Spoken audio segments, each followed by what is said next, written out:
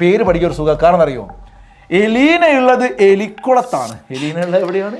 എലിക്കുളത്തിൽ. എലിയുള്ള കുളത്തിൽ എലീനയുണ്ട്. എലി എന്ത് രസാ പഠിക്കാൻ. ഓടക്കുഴൽ വിളി കേട്ടോ എന്ന് ആലോചിക്കുമ്പോൾ, അപ്പോൾ ഓടക്കുഴൽ എന്ന് കേൾക്കുമ്പോൾ പ്രാണവായു ആലോചിക്കണം. സ്വാമി ചരണം ചൊല്ലിയപ്പോൾ അധ്വാനിക്കുന്ന സിംഹം കർപ്പൂരവുമായി വന്നോ, എന്തെങ്കിലും ഒരു കോഡ്. ഇതിനകത്ത് കപ്പടിച്ചതും ജേതാവായതും ഈ പറയുന്ന ഐവറി കോസ്റ്റാണ്. ഏതെടുത്താലും ഒന്ന്. ഇന്നത്തെ ക്ലാസ്സിൽ എന്തായാലും ഒരുപാട് ചോദ്യങ്ങൾ പരീക്ഷ ചോദിക്കാൻ സാധ്യതകളുണ്ട്. കൂട്ടുകാരെ, നമ്മൾ ഇന്ന് കറണ്ട് അഫേഴ്സ് ആണ് പഠിക്കുന്നത്. കറണ്ട് അഫേഴ്സിൽ 2024 മുഴുവൻ വസ്തുതകൾ നമ്മൾ അടുക്കു ചുറ്റോടുകൂടി കൃത്യമായിട്ട് മന്ത്ലി വൈസ് ക്ലാസ്സുകളായിട്ട് പ്രൊവൈഡ് ചെയ്യാണ്. അപ്പം നമ്മൾ ഒന്നാമത്തെ ക്ലാസ് പഠിച്ചു കഴിഞ്ഞിട്ടുണ്ടാവും. ഇന്ന് രണ്ടാമത്തെ ക്ലാസ് ആണ് 2024 മന്ത്ലി വൈസിൽ. നമുക്ക് നേരിട്ട് ക്ലാസ്സിലേക്ക് പോയാലോ? സ്റ്റാർട്ട് ചെയ്യാം. യെസ്, ഏറ്റവും പ്രധാനപ്പെട്ട ഒരു ചോദ്യം പഠിച്ചുകൊണ്ട് തുടങ്ങാം. ഇന്ത്യയിൽ ക്യാമ്പസ് തുടങ്ങുന്ന ആദ്യ വിദേശ സർവകലാശാല.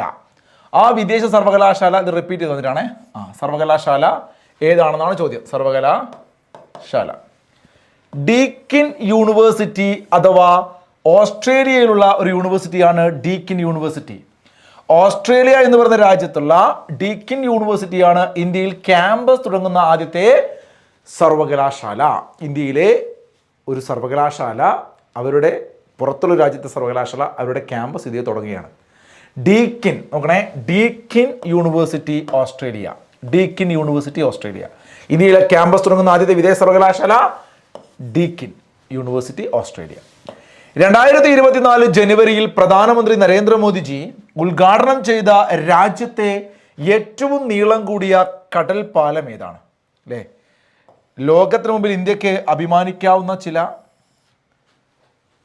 പദ്ധതികൾ, അതല്ലെങ്കിൽ നിർമ്മിതികൾ, അല്ലേ, ഈ അടുത്ത കാലത്തെ നമ്മൾ കണ്ടിട്ടുണ്ട്. അത്തരത്തിലുള്ള സർദാർ വല്ലഭായ് പട്ടേലിൻ്റെ പേരുള്ള പ്രതിമ പോലെ നമുക്ക് ഏറെ നിർമ്മിതി എന്ന രൂപത്തിൽ അഭിമാനിക്കാവുന്ന ഒരു പ്രോജക്റ്റ്, ഒരു റോഡാണ് ഈ പറഞ്ഞ ഏറ്റവും നീളം കൂടിയ കടൽപ്പാലം. കണ്ടോ, അടൽ സേതു എന്നാണ് നമ്മുടെ മുൻ പ്രധാനമന്ത്രി അടൽ ബിഹാരി വാജ്പേയിൻ്റെ ആദരസൂചകമായി അടൽ സേതു എന്നാണ് ഈ ഒരു പാലത്തിന് പേരിട്ടിരിക്കുന്നത്.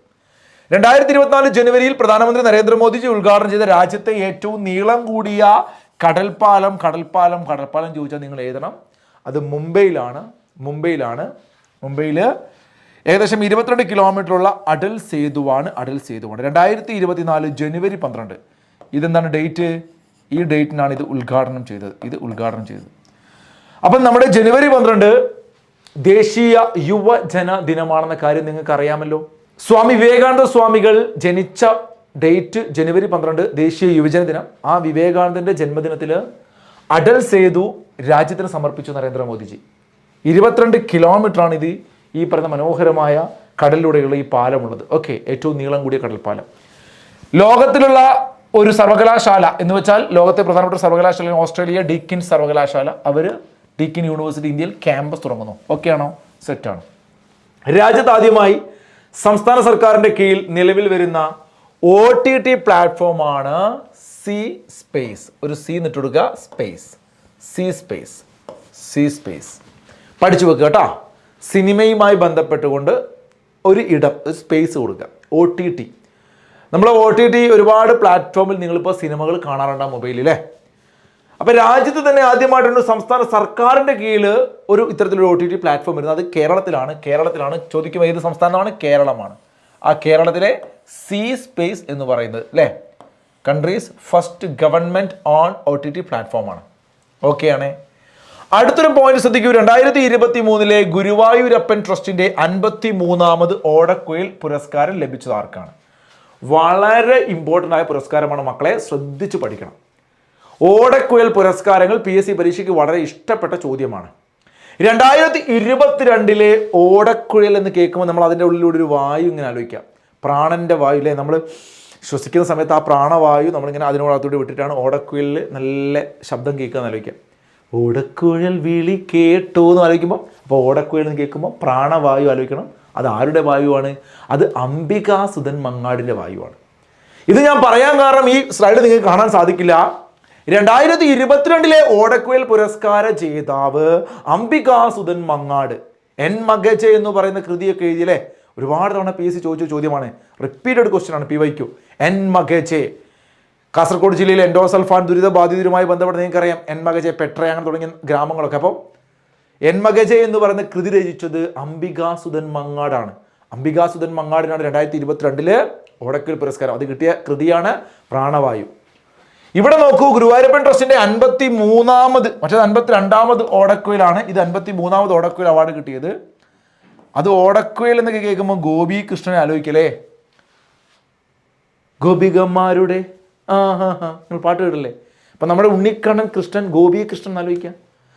ഏത് ഗോപികൃഷ്ണനാണ്? നമ്മുടെ ന്യൂസ് ചാനലിൽ കാണുന്ന ഗോപികൃഷ്ണനല്ല, ഇത് PN ഗോപികൃഷ്ണൻ. ഈ കാണുന്ന പുള്ളിക്കാരൻ PN ഗോപികൃഷ്ണന്റെ കൃതി രസകരമായ കൃതിയാണ്. പഠിച്ച നിങ്ങൾ, കവിത മാംസഭോജിയാണ്. എന്താ മക്കളെ പേര്?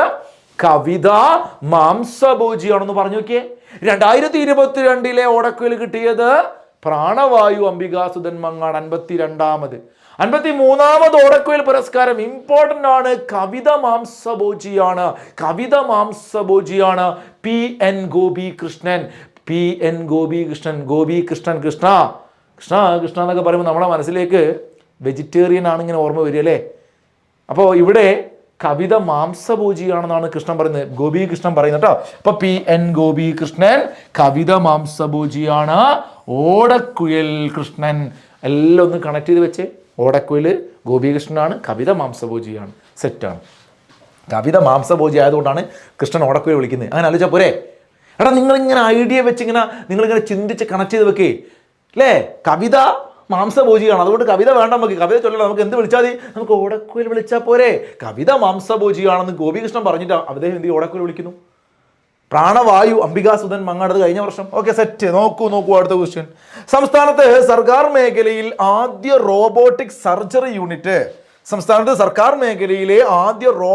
സർജറി യൂണിറ്റ് പ്രവർത്തനം ആരംഭിച്ചത് എവിടെയാണ്? സർക്കാർ മേഖലയിൽ കേട്ടോ, ആദ്യമായിട്ട് റോബോട്ടിക് സർജറി യൂണിറ്റ്. വളരെ കൃത്യമായി അല്ലേ, ഒരു തരത്തിലുള്ള പാളിച്ചകളുമില്ലാതെ റോബോട്ടിക് സർജറി നടത്താറുണ്ട്. അപ്പോൾ സർക്കാർ മേഖലയിൽ നമ്മുടെ കേരളത്തിൽ ആദ്യമായിട്ട് റോബോട്ടിക് സർജറി യൂണിറ്റ് പ്രവർത്തനം ആരംഭിക്കുന്നത് റീജിയണൽ ക്യാൻസർ സെൻറ്റർ ട്രിവാൻഡ്രം. എവിടെയാണ്? RCC അല്ലേ? RCC, തിരുവനന്തപുരത്തെ RCC റീജിയണൽ ക്യാൻസർ സെൻറ്റർ. മറന്നു പോവാ. ക്യാൻസർ സെൻറ്റർ എവിടെയാണ്? ട്രിവാൻഡ്രത്ത്. നമ്മുടെ നാട്ടിലൊക്കെ പല ആളുകളും അല്ലേ, നമുക്കൊന്നും ആ രോഗം വരാതിരിക്കട്ടെ എന്ന് എപ്പോഴും പ്രാർത്ഥിച്ചുകൊണ്ടിരിക്കുന്നു. അപ്പോൾ അത്തരത്തിൽ RCCയിൽ അവിടെ കൃത്യമായിട്ട് റോബോട്ടിക് സർജറി യൂണിറ്റ് കേരളത്തിൽ ആദ്യമായിട്ട് ഗവൺമെൻറ് മേഖലയിൽ വരുന്നത്. തെറ്റിക്കരുത്, കോഴിക്കോട് മെഡിക്കൽ കോളേജ് ഒന്നുമല്ല. എവിടെയാണത്? റീജിയണൽ ക്യാൻസർ സെൻറ്റർ ട്രിവാൻഡ്രമാണ്. സെറ്റാണ്. അടുത്തൊരു ക്വസ്റ്റ്യൻ.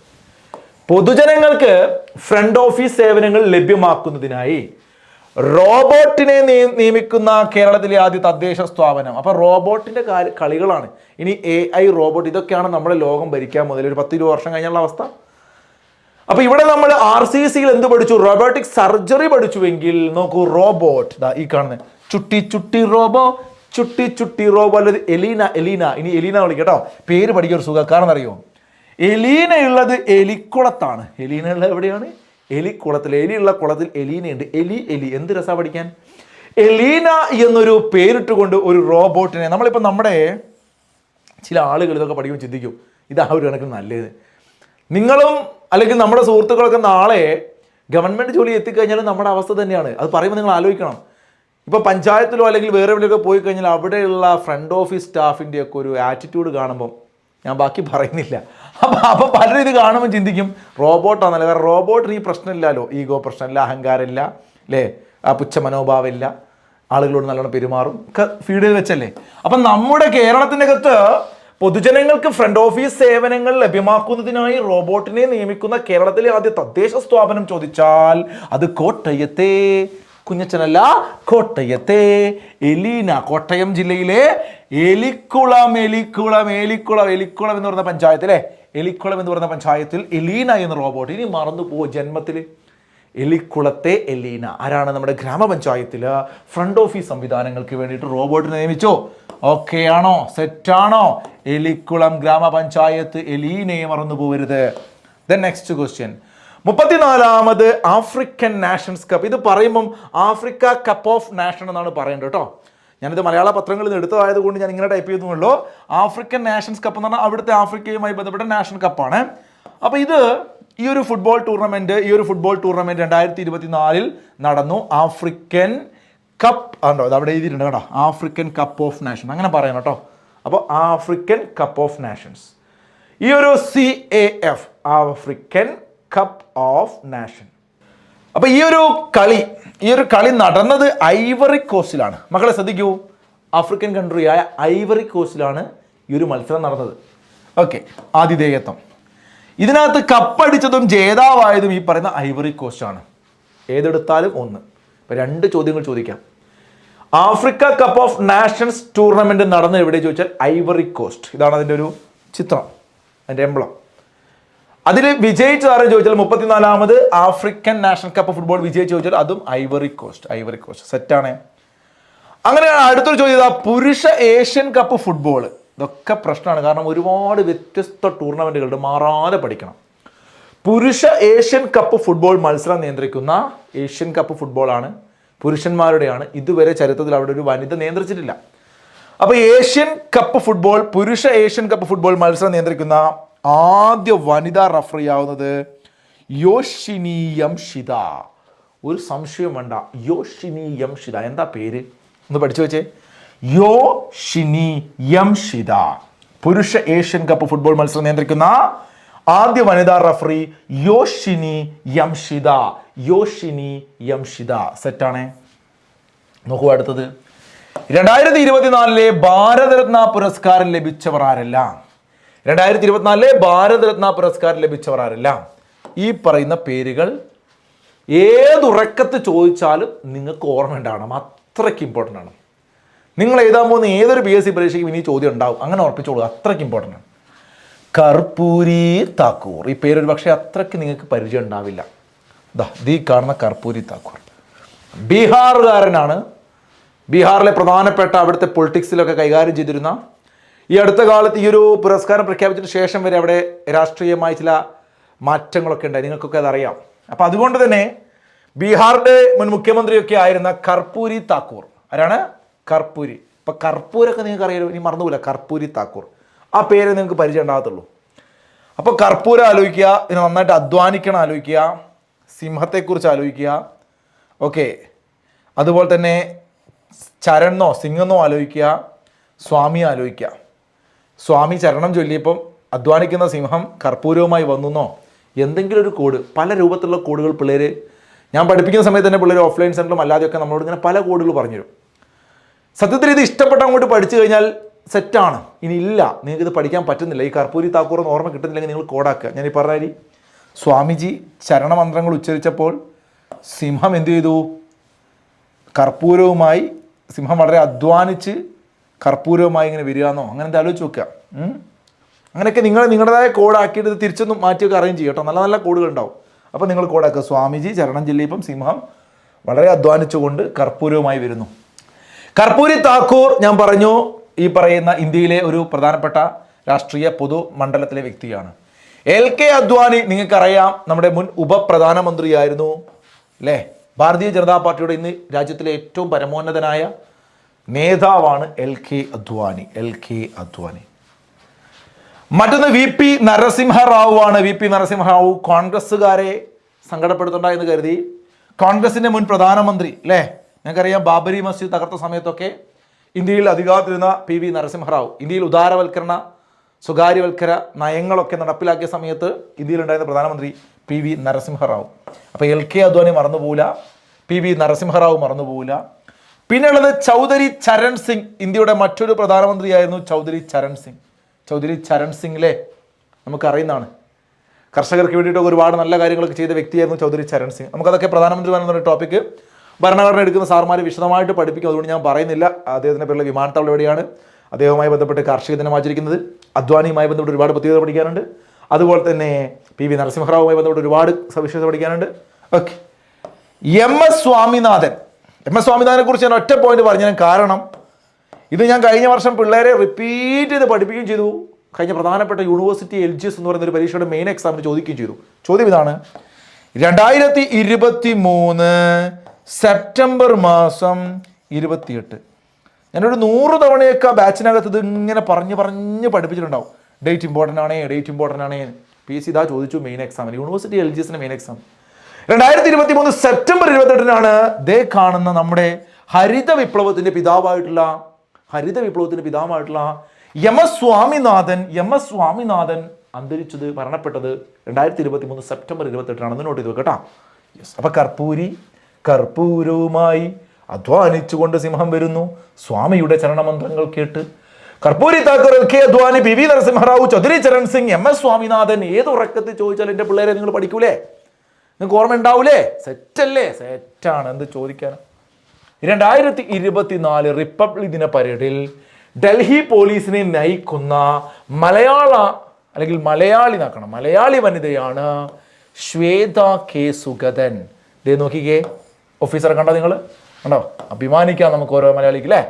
2024 റിപ്പബ്ലിക് ദിന പരേഡിൽ ഡൽഹി പോലീസിനെ നയിക്കുന്ന മലയാളി വനിതയാണ് ആര് മക്കളെ? ശ്വേത കെ സുഗതൻ. ആരാണ്? ശ്വേത കെ സുഗതൻ. അടുത്ത ക്വസ്റ്റ്യൻ. ജയ്പൂരിൽ നടന്ന റോയൽ മിസ് ഇന്ത്യ മത്സരത്തിൽ കിരീടം നേടിയ മലയാളിയാണ് ഋതു സാരംഗി ലാൽ. ലാൽ ഉണ്ട് അവിടെ. ഇപ്പൊ ജയ്പൂരിലാണ്. ഭജൻ ലാലൊക്കെ നമുക്ക് പഠിക്കാനല്ലേ? ഭജൻ ലാൽ ശർമ്മ. ഇപ്പൊ ജയ്പൂരിൽ നടന്ന റോയൽ മിസ് ഇന്ത്യ മത്സരത്തിൽ കിരീടം നേടിയ മലയാളി, രാജസ്ഥാന്റെ മുഖ്യമന്ത്രിയുടെ പേരാണ് ഞാൻ പറഞ്ഞ ഭജൻ ലാൽ ശർമ്മ. ഇപ്പൊ ജയ്പൂരിൽ നടന്ന റോയൽ മിസ് ഇന്ത്യ മത്സരത്തിൽ കിരീടം നേടിയ മലയാളിയാണ് ഋതു സാരംഗി ലാൽ. ഋതു സാരംഗി ലാൽ. ജയ്പൂരിൽ നടന്ന റോയൽ മിസ് ഇന്ത്യ മത്സരത്തിൽ കിരീടം നേടിയ മലയാളി മിസ് ഇന്ത്യ ആരാണ്? ഇപ്പോ ഋതുവാണ്. ഋതു സാരംഗി ലാൽ. മറന്നു പോവുക. ഋതു സാരംഗി ലാൽ. ശ്വേത കെ സുഗതൻ, ഋതു സാരംഗി ലാൽ. ഇങ്ങനത്തെ പേരുകളൊക്കെ നമുക്ക് അത്രയ്ക്ക് പരിചയം ഉണ്ടായിക്കോളുന്നില്ല. അതുകൊണ്ട് ഇത് ചോദിച്ചാൽ ഒരു മാർക്ക് മറ്റുള്ളവർക്ക് കിട്ടാത്തതും നിങ്ങൾക്ക് കിട്ടുന്നതുമായിരിക്കും. അതുകൊണ്ട് കൃത്യമായിട്ട് പഠിക്കുക. ഋതു സാരംഗി ലാൽ ജയ്പൂരിൽ നടന്ന റോയൽ മിസ് ഇന്ത്യ മത്സരത്തിൽ കിരീടം നേടിയ മലയാളി. 2024 റിപ്പബ്ലിക് ദിന പരേഡ് ഡൽഹി പോലീസിനെ നയിച്ച മലയാളി വനിതയാണ് ശ്വേത കെ സുഗതൻ. മലയാള ചലച്ചിത്ര സൗഹൃദ വേദിയുടെ പ്രേം നസീർ പുരസ്കാരം ലഭിച്ചത് KG ബാബുരാജിനാണ്. മലയാള ചലച്ചിത്ര സൗഹൃദ വേദിയുടെ പ്രേം നസീർ പുരസ്കാരം ലഭിച്ചത് KG ബാബുരാജിനാണ്. ആർക്കാണ്? KG ബാബുരാജ്. മലയാള ചലച്ചിത്ര സൗഹൃദ വേദിയുടെ പ്രേം നസീർ പുരസ്കാരം ലഭിച്ചത് KG ബാബുരാജ്.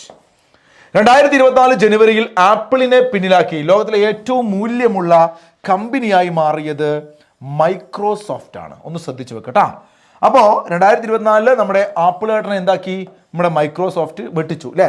2024 ജനുവരിയിൽ ആപ്പിളിനെ പിന്നിലാക്കി ലോകത്തിലെ ഏറ്റവും മൂല്യമുള്ള കമ്പനിയായി മാറിയത് ആരാണ് മക്കളെ? മൈക്രോസോഫ്റ്റ് ആണ്. മൈക്രോസോഫ്റ്റ്. അപ്പോൾ ശ്വേത കെ സുഗതൻ, ഋതു സാരംഗി ലാൽ, KG ബാബുരാജ്. 3 പേരുകൾ മറക്കരുത്. 2024 ജനുവരിയിൽ അന്തരിച്ച പ്രഭാ ആത്രേ. ആ മുഖത്തെ ഒരു അല്ലേ, നമ്മൾ പ്രഭാതത്തിൽ പൊട്ടിവിടരുന്നൊക്കെ പറഞ്ഞ ആ മുഖം നോക്കി. പ്രഭാ ആത്രേ. ഇവർ ഏതു മേഖലയിൽ പ്രശസ്തയാണ് ചോദിക്കാൻ സാധ്യതയുള്ള കിടിലൻ ചോദ്യമാണ്. ഇവർ ഹിന്ദുസ്ഥാനി സംഗീതജ്ഞയാണ് അല്ലേ? പ്രഭാതത്തിലൊക്കെ നമ്മൾ കേൾക്കുന്ന ആ ഒരു പാട്ട് സംഗീതം, ഹിന്ദുസ്ഥാനി സംഗീതം. പ്രഭാ ആത്രേ. മറന്നുപോടാ. പ്രഭാ ആത്രേ ഏത് മേഖലയാണ്? ഹിന്ദുസ്ഥാനി സംഗീതം. മോഹൻലാൽ, ലാലേട്ടൻ പറയുന്നില്ലേ ഹിന്ദുസ്ഥാനി സംഗീതം പഠിക്കണമെന്ന ആഗ്രഹവുമായി ഞാൻ എത്തിച്ചേർന്നത് അവിടെയായിരുന്നു. അപ്പൊ നോക്കൂ, മോഹൻലാൽ അഭിനയ കലയിലെ ഇതിഹാസം. ആർക്കും സംശയമൊന്നുമില്ലല്ലേ? നമ്മുടെ സ്വന്തം മലയാളിയുടെ അഭിമാനം ലാലേട്ടൻ. അഭിനയ കലയിലെ ഇതിഹാസം. മോഹൻലാൽ അഭിനയ കലയിലെ ഇതിഹാസം എന്ന പുസ്തകം രചിച്ചത് MK സാനുവാണ്. സാനുമാഷാണ്. പഠിച്ചോളുക. MK സാനുവാണ്. അപ്പൊ കഴിഞ്ഞ ക്ലാസ്സിൽ പഠിച്ചത് നിങ്ങൾക്ക് ഓർമ്മയുണ്ടാവും. MK സാനു പുരസ്കാരം ലഭിച്ചത് MT വാസുദേവൻ നായർക്കായിരുന്നു. പഠിച്ച ഓർമ്മയുണ്ടേ? അപ്പൊ മോഹൻലാൽ അഭിനയ കലയിലെ ഇതിഹാസം എന്ന പുസ്തകം രചിച്ചത് പ്രൊഫസർ MK സാനു. മറക്കോ? പ്രഭാ ആത്ര ഹിന്ദുസ്ഥാനി സംഗീതജ്ഞ. 75ാമത് റിപ്പബ്ലിക് ദിന ആഘോഷ പരിപാടികളിൽ കേരളത്തെ പ്രതിനിധീകരിച്ച് പങ്കെടുക്കുന്ന ബാലൻ. ഇപ്പൊ സാധാരണക്കാരായ ആളുകളെ റിപ്പബ്ലിക് ദിന പരേഡിലൊക്കെ പങ്കെടുപ്പിച്ചുകൊണ്ട് നല്ല ഒരുപാട് തീരുമാനങ്ങൾ കേന്ദ്ര സർക്കാരിന്റെ ഭാഗത്തുണ്ടായിരുന്നു. അത്തരത്തിൽ കേരളത്തിൽ നിന്ന് ശ്രദ്ധിക്കപ്പെട്ട ഒരു സാധാരണ ഒരു കുട്ടി. അപ്പോൾ ലാലേട്ടൻ്റെ പേര് പറഞ്ഞു അല്ലേ? മോഹൻലാൽ അഭിനയ കലയിൽ ഇതിഹാസമാണ്. ഇപ്പം ഒരുപക്ഷെ നിങ്ങളിപ്പോൾ ഈ ക്ലാസ് കാണുന്നവർക്ക് ലാലേട്ടനെ അറിയാം. ലാലേട്ടൻ്റെ മകൻ വരുന്ന മലയാളത്തിൻ്റെ പ്രിയപ്പെട്ട താരം പ്രണവിനെ അറിയാമല്ലോ അല്ലേ? അപ്പം ഞാനിത് പഠിക്കാൻ വേണ്ടി പറയുകയാണ്. 2024 റിപ്പബ്ലിക് ദിന പരേഡിൽ പങ്കെടുത്തത് നമ്മുടെ ലാലേട്ടൻ്റെ മകനായിരുന്നു എന്ന് വെറുതെ ഒന്ന് ആലോചിച്ചാൽ. ലാലേട്ടൻ്റെ മകനൊന്നും അല്ല കേട്ടോ, പഠിക്കാൻ വേണ്ടി പറയാണ്. ഇപ്പം ഈ സ്ലൈഡിനകത്ത് മോഹൻലാലിനെ കുറിച്ച് ഞാൻ പറഞ്ഞുകൊണ്ട് ഇതാണ് നമ്മുടെ പ്രണവ് മോഹൻലാലല്ല, ഇത് നമ്മുടെ കുട്ടി പ്രണവാണ്.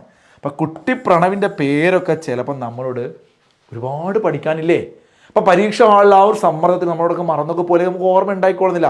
പ്രണവെന്നോ തരുണെന്നോ വിനയെന്നോ വിഷ്ണു എന്നോ അങ്ങനെ കൊടുക്കുമ്പം. അപ്പം നമ്മുടെ പ്രണവ് മോഹൻലാൽ ഇങ്ങനെ റിപ്പബ്ലിക് ദിന പരേഡിൽ പങ്കെടുത്തു, പക്ഷേ പ്രണവ് മോഹൻലാലിൻ്റെ പേര് പങ്കെടുത്തു ആലോചിച്ചാൽ. അപ്പോൾ എന്താണ്, ഇതാണ് നമ്മൾ പ്രണവ് കേട്ടോ. അപ്പോൾ കിട്ടൂലേ. 75ാമത് റിപ്പബ്ലിക് ദിനാഘോഷ പരിപാടികളിൽ കേരളത്തെ പ്രതിനിധീകരിച്ച് പങ്കെടുത്ത സാധാരണ ബാലൻ, ഒരു കുട്ടിയാണ്, ബാലനാണ് പ്രണവ്. ഓക്കെ.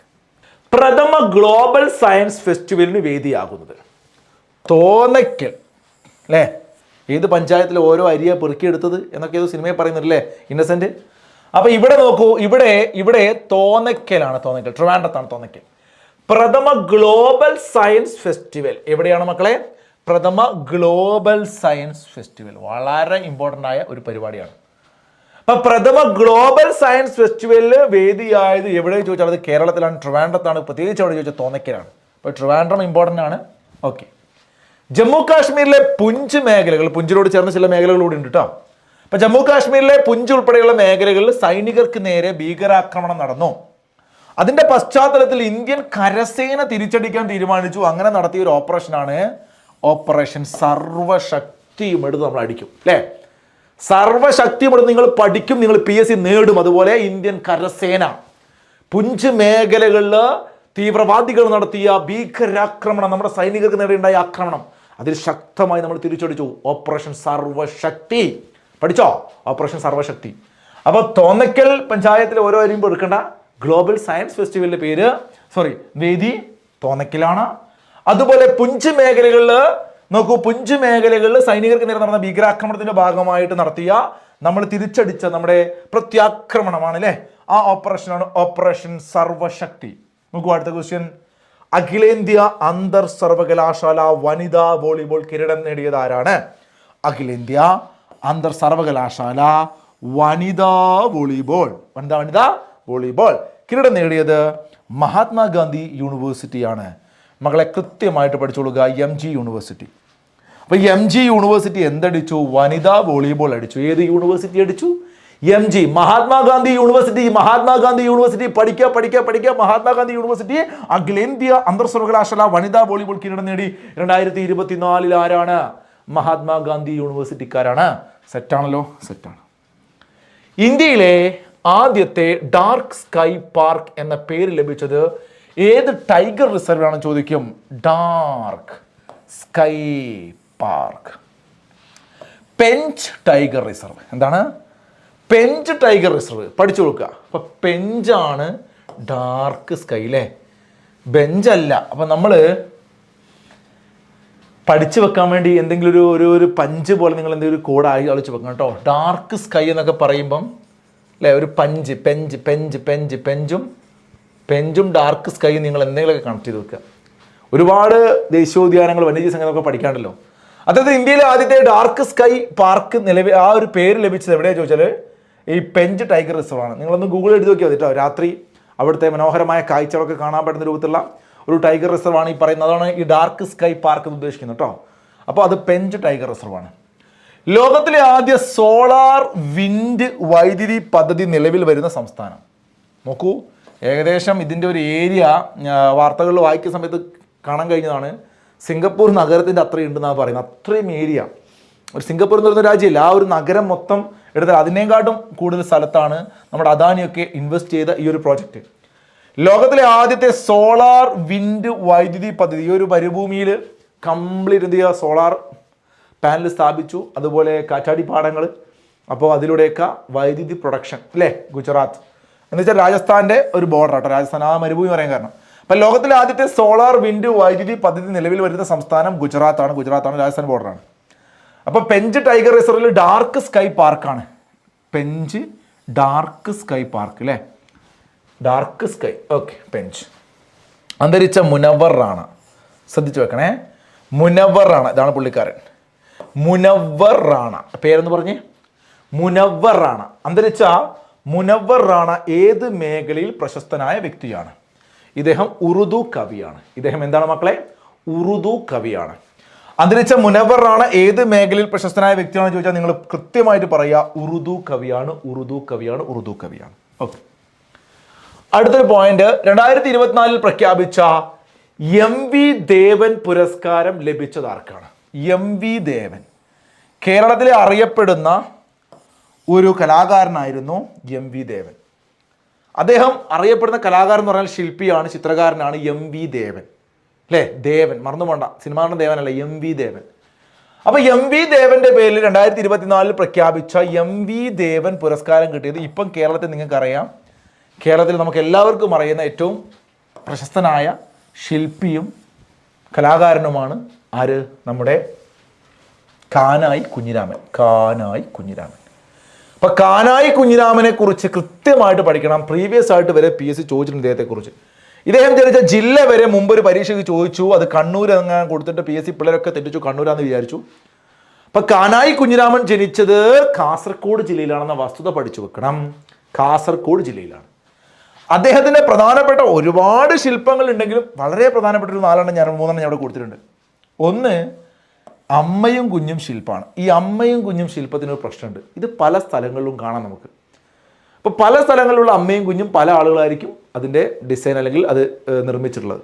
അപ്പോൾ ഇവിടെ കണ്ണൂർ പയ്യാമ്പലം ബീച്ച് അല്ലെങ്കിൽ കണ്ണൂർ പയ്യാമ്പലത്തുള്ള അമ്മയും കുഞ്ഞും ശില്പം, കണ്ണൂർ പയ്യാമ്പലത്തുള്ള അമ്മയും കുഞ്ഞും ശില്പം കാനായി കുഞ്ഞിരാമൻ. മലമ്പുഴയിലെ യക്ഷി കാനായി കുഞ്ഞിരാമൻ. ശംഖുമുഖത്തെ ജലകന്യക കാനായി കുഞ്ഞിരാമൻ. 3 കൃത്യമായിട്ട് പഠിക്കുക. അപ്പൊ എന്തൊക്കെയാണ്? ശംഖുമുഖത്തെ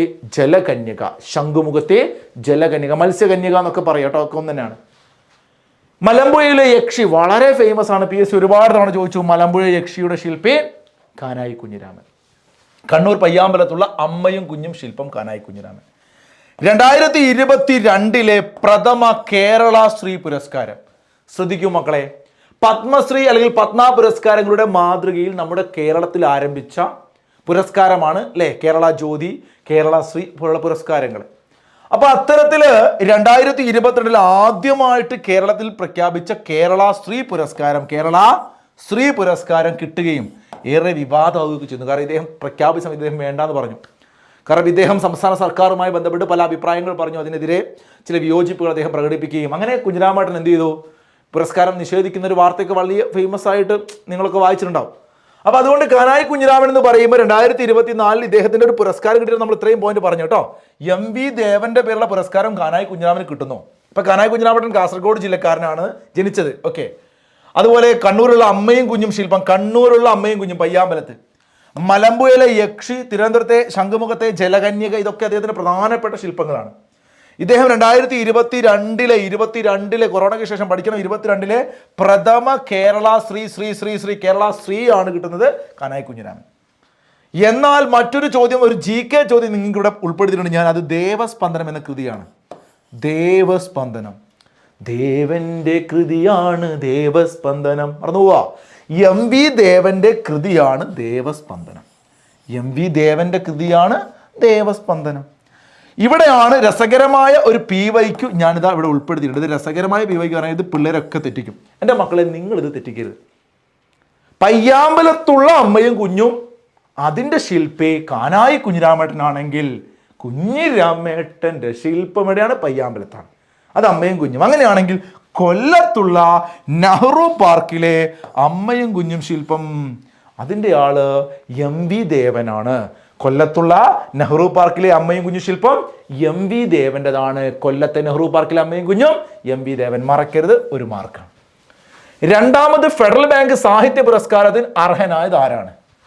രണ്ടാമത് ഫെഡറൽ ബാങ്കും പുരസ്കാരം എന്ന് പറയുന്നത് എന്തൊക്കെ പുരസ്കാരം പഠിക്കാനുണ്ട് അല്ലേ?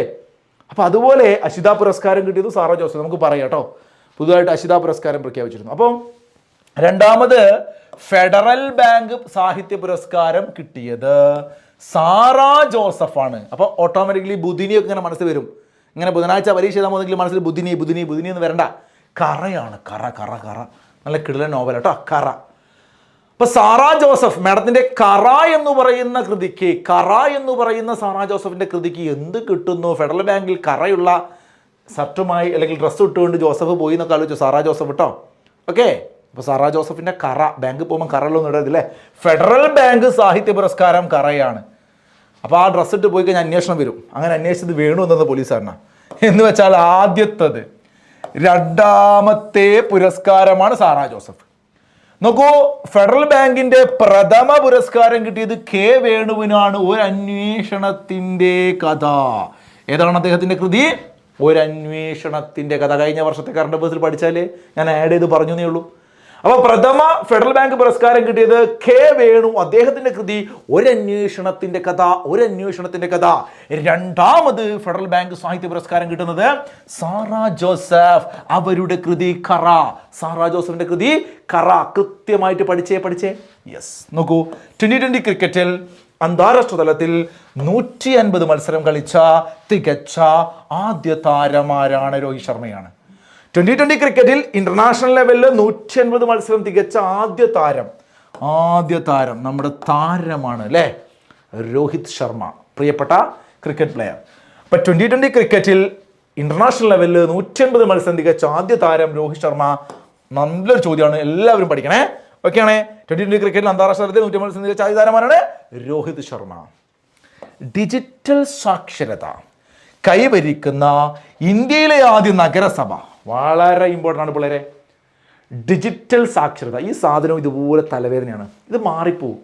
ഡിജിറ്റൽ സാക്ഷരത, കമ്പ്യൂട്ടർ സാക്ഷരത, കമ്പ്യൂട്ടർ വൽകൃതം, ഇൻ്റർനെറ്റ് സാക്ഷരത, ഇൻ്റർനെറ്റ് അധിഷ്ഠിതം, ഇങ്ങനെയൊക്കെ പറഞ്ഞ് ചോദ്യം പലതായിരിക്കും, ഉത്തരവും പലതായിരിക്കും. അപ്പം നിങ്ങളിതൊരു അടുക്കും ചിട്ടയോട് കൂടി ഒന്ന് എഴുതിയെടുത്തിട്ട് ഇടക്കിടക്ക് ഒന്ന് റിപ്പീറ്റ് ചെയ്തില്ലെങ്കിൽ സംഗതി കയ്യിൽ നിന്ന് പോകും. ഓക്കെ. ഡിജിറ്റൽ സാക്ഷരത കൈവരിക്കുന്ന നഗരസഭ, ഇന്ത്യയിലെ തന്നെ ആദ്യത്തെ നഗരസഭ കൊട്ടാരക്കര നഗരസഭയാണ്. ഇന്നലെ ഞാൻ അവിടെയൊക്കെ ബസ് ഇറങ്ങിയിട്ട് രാത്രി വരുമ്പോൾ ഞാൻ കൊട്ടാരക്കര ആലോചിച്ചു അല്ലേ, കൊല്ലംകാർക്കറിയാം. ഇപ്പൊ ഡിജിറ്റൽ സാക്ഷരത കൈവരിക്കുന്ന ഇന്ത്യയിലെ ആദ്യ നഗരസഭ കൊട്ടാരക്കര. അപ്പൊ ഡിജിറ്റൽ സാക്ഷരതകൾ ഈ കൊട്ടാരത്തിലെ ടീമാണ്. നഗരമൊക്കെ ഉണ്ടാകുമ്പോൾ കൊട്ടാരം ഉണ്ടാവുമല്ലോ അല്ലേ, നഗരത്തിൽ കൊട്ടാരം അങ്ങനെ ആലോചിക്കുക, അവിടെ ഡിജിറ്റൽ സെറ്റാണ്. അങ്ങനെയാണെങ്കിൽ PYQ PSCയുടേതും നമ്മൾ കഴിഞ്ഞ 2022, 2023 ഒക്കെ റിപ്പീറ്റ് ചെയ്ത് പഠിച്ചൊരു ചോദ്യമാണ്. ഇന്ത്യയിലെ ആദ്യ സമ്പൂർണ്ണ ഡിജിറ്റൽ സാക്ഷരതാ പഞ്ചായത്ത്. പുല്ലും പാറയുള്ള സ്ഥലത്ത് ഡിജിറ്റലാണ്. ഞാൻ അങ്ങനെയല്ലേ കോഡ് പറഞ്ഞത്, നിങ്ങൾക്ക് ഓർമ്മയില്ലേ? അപ്പോൾ പുല്ലും പാറയും മാത്രമുള്ള സ്ഥലത്ത് സെറ്റാണ് ആ പഞ്ചായത്ത്, ഡിജിറ്റൽ സാക്ഷരതാ പഞ്ചായത്ത്. പുല്ലമ്പാറ. ഡിജിറ്റൽ സാക്ഷരത കൈവരിക്കുന്ന ഇന്ത്യയിൽ ആദ്യം നഗരസഭ കൊട്ടാരക്കര. അപ്പോൾ ഡിജിറ്റൽ സാക്ഷരത കൈവരിക്കുന്ന ഇന്ത്യയിൽ ആദ്യം നഗരസഭ കൊട്ടാരക്കര, ഇന്ത്യയിൽ ആദ്യം സമ്പൂർണ്ണ ഡിജിറ്റൽ സാക്ഷരതാ പഞ്ചായത്ത് പുല്ലമ്പാറ. രണ്ടും ഇമ്പോർട്ടൻ്റ് ആണ്, പഠിച്ചോളുക. രണ്ടാമത് ഫെഡറൽ ബാങ്ക് സാഹിത്യ പുരസ്കാരം സാറാ ജോസഫ്. ദെൻ പ്രഥമ പുരസ്കാരം കിട്ടിയത് കെ വേണുവിനാണ്. 2020 ക്രിക്കറ്റിൽ ഇന്റർനാഷണൽ ലെവലിൽ 180 മത്സരം തികച്ച ആദ്യ താരം രോഹിത് ശർമ്മ. മറന്നു പോവുക. സെറ്റല്ലേ? സെറ്റാണ്. നോക്കുക അടുത്ത പോയിന്റ്.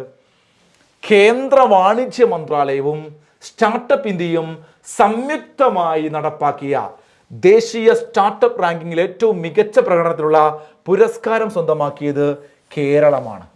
കേന്ദ്ര വാണിജ്യ മന്ത്രാലയവും സ്റ്റാർട്ടപ്പ് ഇന്ത്യയും സംയുക്തമായി നടപ്പാക്കിയ ദേശീയ സ്റ്റാർട്ടപ്പ് റാങ്കിങ്ങിൽ ഏറ്റവും മികച്ച പ്രകടനത്തിലുള്ള പുരസ്കാരം സ്വന്തമാക്കിയത് കേരളമാണെന്ന കാര്യം മറന്നുപോകേണ്ട, ഇമ്പോർട്ടൻ്റ് ആണ്. സാംസ്കാരിക വകുപ്പിന്റെ 2022 പ്രഖ്യാപിച്ച 24 സാംസ്കാരിക വകുപ്പിന് 2022 രാജാ രവിവർമ്മ പുരസ്കാരം ലഭിച്ചത് സുരേന്ദ്രൻ നായർക്കാണ്. ഇതാണ് സുരേന്ദ്രൻ നായർ. അപ്പോൾ രാജാ രവിവർമ്മയുടെ പേരിൽ സംസ്ഥാന സർക്കാർ അല്ലെങ്കിൽ സാംസ്കാരിക വകുപ്പ് നൽകുന്ന 2022 പുരസ്കാരം 24 പ്രഖ്യാപിച്ചു. അത് ലഭിച്ചത് സുരേന്ദ്രൻ നായർക്കാണ്. സുരേന്ദ്രൻ നായർക്ക് എന്ത് കിട്ടുന്നു? രാജാ രവിവർമ്മ പുരസ്കാരം സുരേന്ദ്രൻ നായർക്ക് കിട്ടുന്നു. പഠിച്ചു വെക്കുക. അടുത്ത പോയിന്റിലേക്ക് പോവാണ്. നോക്കൂ, ഇതാണ് കേരള ഡിജിറ്റൽ സർവകലാശാല വികസിപ്പിച്ച AI പ്രോസസർ. കൈരളിയാണ്. കേരള ഡിജിറ്റൽ സർവകലാശാല വികസിപ്പിച്ച AI പ്രോസസർ ഏതാണ്? കൈരളി. ഇന്ത്യയിലെ ആദ്യ AI അധിഷ്ഠിത ഓങ്കോളജി സെന്റർ നിലവിൽ വന്ന എവിടെയാണ്? ബാംഗ്ലൂരിലാണ്. 2 പോയിന്റുകൾ AI ബന്ധപ്പെട്ട് പഠിച്ചു വെക്കണം. കേരള ഡിജിറ്റൽ സർവകലാശാല വികസിപ്പിച്ച AI പ്രോസസർ. ഡിജിറ്റൽ സർവകലാശാല വികസിപ്പിച്ച AI പ്രോസസർ ഏതാണ്? അത് കൈരളിയാണ്. ആ പേര് തന്നെ, ഡിജിറ്റൽ സർവകലാശാല വികസിപ്പിച്ചത് കൈരളി.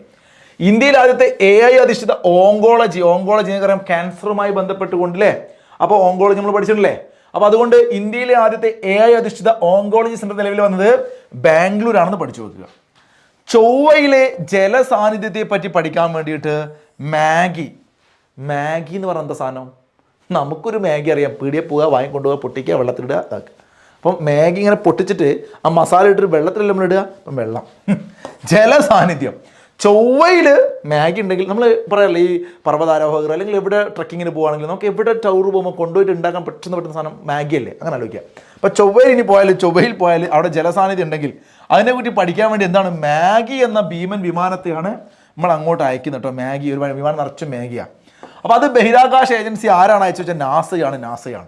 ചൊവ്വയിലെ ജലസാന്നിധ്യത്തെ പറ്റി പഠിക്കാൻ മാഗി എന്ന ഭീമൻ വിമാനത്തെ അയക്കുന്ന ബഹിരാകാശ ഏജൻസി നാസയാണ്. ഓക്കെ ആണേ. Mass aerial and ground global intelligent explorer, അതിൻ്റെ ഒരു ഷോർട്ടാണ് മാഗി എന്ന് വിളിച്ച്. ഇതാണ് മാഗിയുടെ ഒരു പിക്ചർ ഏകദേശം കണ്ടോ നിങ്ങൾ. ഇപ്പം മാഗി മറന്നുപോലല്ലോ. ചൊവ്വയിലെ ജലസാന്നിധ്യത്തെ പറ്റി പഠിക്കാൻ നാസ അയക്കുന്ന ബഹിരാകാശ അല്ലെങ്കിൽ ഭീമൻ വിമാനമാണ് ഏത്? മാഗി. ഓക്കെ, ബാംഗ്ലൂരിലാണ് AI അധിഷ്ഠിത ഓങ്കോളജി സെൻറ്റർ. ഡിജിറ്റൽ സർവകലാശാല വികസിപ്പിച്ച AI പ്രൊഫസർ കൈരളിയാണ്. ഓക്കെ, ദെൻ നോക്കൂ, ഇന്ത്യയിൽ ഉപഗ്രഹ ഇൻ്റർനെറ്റ് ലൈസൻസ് ലഭിച്ച മൂന്നാമത്തെ കമ്പനി. അപ്പോൾ നമ്മൾ നാസയെക്കുറിച്ചൊക്കെ പറയുമ്പോൾ ലോകത്തിൽ ഇപ്പം ബഹിരാകാശ ദൗത്യങ്ങൾ ഏറ്റവും കൂടുതൽ ഏറ്റെടുത്ത് മുന്നോട്ട് കൊണ്ടുപോകുന്ന ഒരു സ്വകാര്യ വ്യക്തി അല്ലെങ്കിൽ കമ്പനിയാണ് ഈ ഇലോൺ മസ്കിൻ്റെ സ്റ്റാർലിങ്ക് അല്ലേ, സ്പേസ് എക്സ്, അങ്ങനെ ഒക്കെ XX എന്നുള്ള നിങ്ങൾക്ക് കാണാം അദ്ദേഹത്തിൻ്റെ കമ്പനികൾ. അപ്പോൾ ഈ പറയുന്ന സ്റ്റാർലിങ്ക് എന്ന് പറഞ്ഞ കമ്പനി മറന്നു പോകേണ്ട. സ്റ്റാർലിങ്ക് എന്ന് പറഞ്ഞ കമ്പനി ഇലോൺ മസ്കിൻ്റെ കമ്പനിയാണ്. ഈ കമ്പനിക്ക് ഇന്ത്യയിൽ ഉപഗ്രഹ ഇൻ്റർനെറ്റ് ലൈസൻസ്, നമ്മളിപ്പോൾ വൈഫൈ ഒക്കെ ഉപയോഗിച്ച് നിങ്ങൾ പല രൂപത്തിലുള്ള നെറ്റ് കിട്ടുന്നില്ലേ, അപ്പോൾ അത്തരത്തിൽ ഇന്ത്യയിൽ ഉപഗ്രഹ ഇൻ്റർനെറ്റ് ലൈസൻസ് ലഭിച്ച മൂന്നാമത്തെ കമ്പനി. ആദ്യത്തെ കമ്പനി ആരെന്ന് ചോദിച്ചു കഴിഞ്ഞാൽ 2 കമ്പനികൾ ഇതിനു മുമ്പുണ്ട്. ഒന്ന് വൺ വെബാണ്, മറ്റൊന്ന് ജിയോ സാറ്റലൈറ്റ് ആണ്. അപ്പം മൂന്നാമതായിട്ട് ആര് വന്നു? ഇപ്പോൾ സ്റ്റാർലിങ്ക് 2024 പുതുതായിട്ട് കൊടുത്തു. അപ്പോൾ 2024 ഇന്ത്യയിൽ ഉപഗ്രഹ ഇൻ്റർനെറ്റ് ലൈസൻസ് ലഭിച്ച മൂന്നാമത്തെ കമ്പനിയാണ് സ്റ്റാർലിങ്ക് ഇലോൺ മസ്കിൻ്റെതാണെന്ന് പഠിച്ചു വെക്കുക. അതിന് മുമ്പ് ഇന്ത്യയിൽ ഉണ്ടായിരുന്ന വൺ വെബിന് അനുമതി കൊടുത്തു, എയർടെലിൻ്റെ കേട്ടോ വൺ വെബ്, റിലയൻസിൻ്റെ ആണ് ജിയോ. ഇപ്പോൾ ജിയോ സാറ്റലൈറ്റ്, വൺ വെബ് പഠിച്ചു വെക്കുക. Starlink, one web, Jio satellite, ഇവർക്ക് മൂന്നുമാണ് ഇന്ത്യയിൽ ഉപഗ്രഹ ഇൻ്റർനെറ്റ് ലൈസൻസ് ലഭിച്ചത്. തൃക്കാക്കര സാംസ്കാരിക കേന്ദ്രത്തിൻ്റെ ജി സാഹിത്യ പുരസ്കാരം ലഭിച്ചത് ആലങ്കോട് ലീലാകൃഷ്ണനാണ്. അപ്പോൾ തൃക്കാക്കര സാംസ്കാരിക കേന്ദ്രത്തിൻ്റെ ജി സാഹിത്യ പുരസ്കാരം. അപ്പോൾ തൃക്കാക്കര സാംസ്കാരിക കേന്ദ്രത്തിൻ്റെ ജി സാഹിത്യ പുരസ്കാരം ആർക്ക് കിട്ടി? ആലങ്കോട് ലീലാകൃഷ്ണൻ. റിപ്പീറ്റ് ചെയ്ത് വായിച്ച് പഠിക്കണേ, കോഡാക്കി വെക്കണേ. അപ്പോൾ ഇത് നിങ്ങൾക്ക് രസകരമായ കോഡൊക്കെ വെച്ച് പഠിക്കാം. അപ്പോൾ തൃക്കാക്കര സാംസ്കാരിക കേന്ദ്രത്തിന് ജി സാഹിത്യ പുരസ്കാരം ലഭിച്ചത് ആലങ്കോട് ലീലാകൃഷ്ണൻ. ആലയിന്ന് എന്താ പറയുക, നമ്മുടെ ചാണകം പോലെയൊക്കെ എന്താ എടുത്തിട്ട് നമ്മൾ മുറ്റത്തൊക്കെ അടിച്ചുവാരിയൊക്കെ വൃത്തിയാക്കി പണ്ടുള്ള ആളുകൾ മുറ്റൊക്കെ റെഡിയാക്കാറില്ലേ, അപ്പോൾ അങ്ങനെ ആലയിന്ന് ലീല എടുത്തിട്ടുന്നോ. അപ്പോൾ തൃക്കാക്കര എന്നുള്ള കാര്യം ഒന്ന് കണക്ട് ചെയ്ത് വെക്കുക. നമ്മളിപ്പോൾ എന്താ പറയുക, തൃക്കാക്കര അപ്പൻ എന്നൊക്കെ പറയാറില്ലേ, ഓണത്തിന് നമ്മുടെ പൂക്കളിടാൻ വേണ്ടി പൂക്കളം ഒരുക്കുക, അങ്ങനെയൊക്കെ ആലോചിച്ച് വെക്കുക. അപ്പോൾ തൃക്കാക്കരയിലെ അവിടെ അതിന് ബന്ധപ്പെട്ട് തൃക്കാക്കര സാംസ്കാരിക കേന്ദ്രം ആലോചിക്കുക, അവിടെ ജി സാഹിത്യ പുരസ്കാരം ആലോചിക്കുക. അപ്പോൾ ആല ലീല എന്നൊക്കെ കിട്ടും. ആലങ്കോട് ലീലാകൃഷ്ണൻ കിട്ടിയാൽ കിട്ടി, ഓർത്ത് വെക്കട്ടോ. കൺസ്യൂമർ ഫെഡ് ചെയർമാനായിട്ട്, നിലവിലെ കൺസ്യൂമർ ഫെഡ് ചെയർമാനാണ്. എക്സാം അടുപ്പിച്ച് ഒന്ന് ചെക്ക് ചെയ്യണം. നിലവിൽ കേരളത്തിലെ കൺസ്യൂമർ ഫെഡ് ചെയർമാനാകുന്നത് അല്ലെങ്കിൽ നിയമിതനായ വ്യക്തി എം മെഹബൂബാണ്. നിലവിൽ ആരാണ്? എം മെഹബൂബാണ് കൺസ്യൂമർ ഫെഡ് ചെയർമാനായി നിയമിതനായ വ്യക്തി. അപ്പോൾ ഇത്രയും കാര്യങ്ങളാണ് നമ്മൾ ഇന്നത്തെ ക്ലാസ്സിൽ പറഞ്ഞത്. നോക്കൂ, നമുക്കൊരു 5 ചോദ്യങ്ങൾ പെട്ടെന്ന് നോക്കാം. നിങ്ങൾക്ക് പഠിച്ച കാര്യങ്ങൾ ഓർമ്മയുണ്ടോ നോക്കണമല്ലോ. താഴെ കൊടുത്തിരിക്കുന്ന പ്രസ്താവനകൾ വിലയിരുത്തുക. 2023 വീഡിയോ ഒന്ന് പോസ്റ്റ് ചെയ്യട്ടെ, എന്നിട്ട് ചെക്ക് ചെയ്യാം നിങ്ങൾ. 2023 ഓടക്കൽ പുരസ്കാരം ലഭിച്ചത് PN ഗോപികൃഷ്ണനാണ്. 2022 ഓടക്കൽ പുരസ്കാരം ലഭിച്ചത് പ്രാണവായു എന്ന കൃതിക്ക് അംബികാസുധൻ മങ്ങാടിനാണ്. 2021 ഓടക്കൽ പുരസ്കാരം ലഭിച്ച കൃതിയാണ് നൃത്തം ചെയ്യുന്ന കുടകൾ. അപ്പോൾ 23 ഓടക്കൽ പുരസ്കാരം ലഭിച്ച PN ഗോപികൃഷ്ണൻ, സംശയമൊന്നുമില്ല, നമ്മൾ പഠിച്ചു.